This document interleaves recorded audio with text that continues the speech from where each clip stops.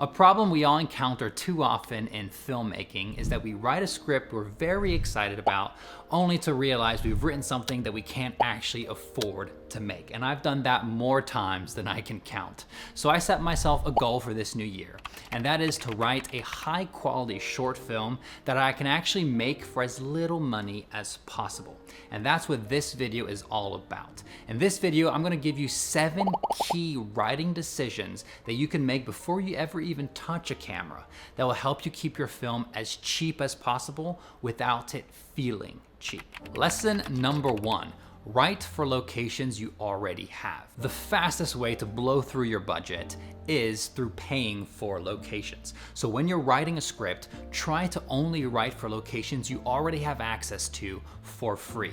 Think things like your home, car, a friend's home, a friend's office. Try to stick to those when writing your script. Now look, we're all creative, we're all storytellers. Sometimes we just can't resist that extra location that we don't have access to. That's fine. There are sites like Gigster and Peerspace that help you find great locations at different price points. So then it's just your job to go through those, find one that works for your budget, and because these locations tend to charge hourly fees, try to write a short scene in that location so you can get in and out pretty quickly. Lesson number 2, keep the cast small. The more actors you have, the more expensive your film gets. And that's not just in pay. It's also more expensive because of the added food costs to actually feed your cast and the added transportation costs. So instead of focusing on writing as many characters as you can come up with, try to write 1 or 2 really compelling characters. Limiting your cast of characters will force you to write more interesting and more fleshed out characters, which can actually make you make a better movie. Lesson number 3, write for a skeleton crew. Similarly to the cast, if you want to keep costs down, write a film that can be pulled off well with a tiny crew. In my opinion, here are the essential crew members that you need to tell pretty much any story. You need a director, a cinematographer, a sound recordist, and then you. And you're kind of the wild card here. So let me go through each of these positions. So the director is the person who's in charge of the overall vision of the film. If that's gonna be you, if you know you're directing this thing, then that's great. You got that solved. That's not an added cost. You don't need to pay yourself. You're gonna do this. But if you're not planning to direct, a director is absolutely necessary. So you pay for them. You pay for the cinematographer. The cinematographer is in charge of achieving the visual look that the director wants. So they are absolutely key. You can't have a film without a cinematographer. Then you have the sound recordist. In my opinion, this is one of the most important roles in filmmaking because they are in charge of capturing your sound. And sound might even be more important than visuals in some instances because bad sound is the first thing that's going to give your film away as being amateurish. People always say you can have bad visuals, but if you have great sound, it makes up for it. If you have great visuals but bad sound, your film is just not going to be able to rise above that. So definitely invest in a sound recordist. And then the final crew member that's essential is you. And you're a little bit of the wild card because you're in charge of filling in for any other roles that you're not able to afford. If you can't afford a production assistant, you're gonna be the production assistant on the day, helping making everybody's lives easier. If the director needs somebody to assist him in directing, an assistant director, you can fill in to be the assistant director. So you're kind of the extra free bonus crew member that's important to have on the set. So how does all of this come into play in the writing? Why should you worry in the writing phase how many crew members you're going to have? Well, that's because if you're trying to write a high quality, cheap movie, you can only write scenes that you know you can pull off with that list of essential crew members. So whenever you're writing a scene, ask yourself, does this scene require an extra crew member that I can't afford? Lesson number 4, don't write scenes that require expensive gear. So for example, if you don't have a drone and you don't have access to one for free,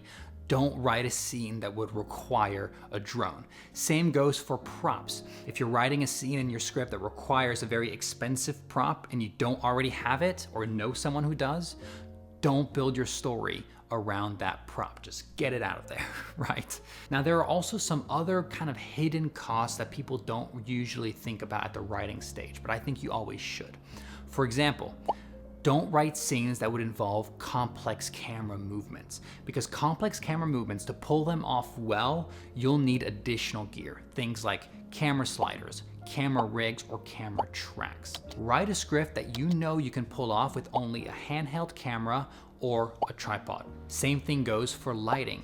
Don't try to write scenes that require a ton of extra lighting gear. Daytime scenes tend to be a lot cheaper to make than nighttime scenes, because for daytime scenes, you can really leverage natural light as much as possible. Whereas for a nighttime scene, you need more external lights to light the scene and make it look right. Lesson number 5, avoid visual effects you can't do yourself. Visual effects, whether you're talking CGI or even practical effects, they can get very expensive very quickly. So unless you or someone you know can do them well for free, then I would recommend writing around them. Let's say you have a monster story, but you just don't have the budget to really pull off an effective monster look. Maybe you don't need to see the monster in the film. Maybe you just hear the monster, or maybe you see the movie through the monster's point of view, like it was the case in Jaws. Sometimes those limitations can make you come up with a more interesting and more unique way of telling the story. Lesson number 6, skip action-heavy scenes. Action is one of the hardest things to pull off convincingly on a tight budget, and nothing will make your film feel more low budget than a poorly executed action sequence. So maybe instead of including things like car chases and fights, try to focus on building tension through things like performance and subtext. You'll almost always get a better result when you're working on a tighter budget. And final lesson number 7.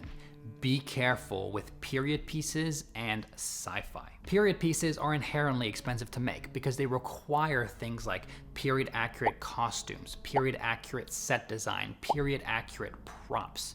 So like I was saying before, unless you already have access to all of those things for free, don't write a script that requires those, because they will blow up your budget. Same goes with sci-fi. Now I'm putting a little asterisk there because for sci-fi, you can write a story that's sci-fi in concept, but that takes place in the real world. I'm just warning against writing sci-fi in the way where you need sci-fi props, you need sci-fi costumes. If you're gonna go sci-fi, keep it grounded in the real world, and you can absolutely tell a unique, really cool story for inexpensive. So those were 7 writing decisions you can make right now to keep your film affordable. Making a great film is absolutely not about spending tons of money on it. It's about using the resources you already have and maximizing those to tell the best story you can tell. I mentioned earlier in this video how important sound is to your film, and I said that a sound recordist is one of the essential crew members you need to have. I absolutely stick by that. But if you are in a situation where you just don't have the budget for all of your crew members and you need to cut down on one, I do think there is a piece of equipment that you can buy for $79 that can get you really pro-level sound, and you don't need a sound recordist. I made a video on it, so go check it out, and I will link it wherever it links, so go check that video out right now. But if you have the budget for it, always get a sound recordist. It's just an option to help alleviate the price if you need it.